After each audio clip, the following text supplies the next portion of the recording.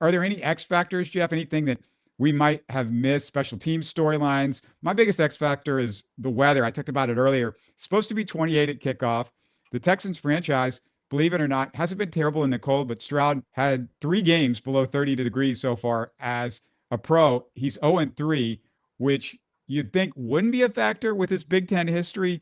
So I'm interested to see how it plays out. I don't think he played terrible in all 3 games, but that's something that obviously worth keeping an eye on with Houston guys. But a lot of these guys, of course, have played at other places in college and the pros.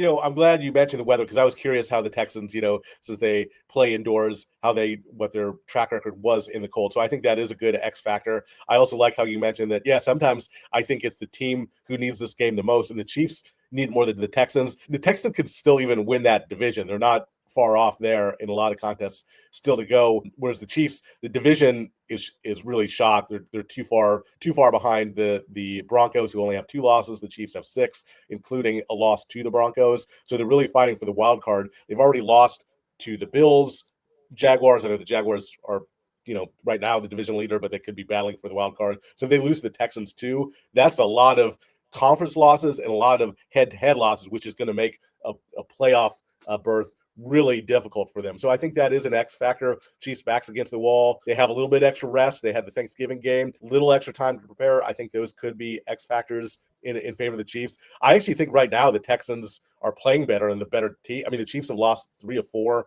They're banged up. The Texans seem like they're finding their way a little bit. Stroud is back. The defense is playing lights out.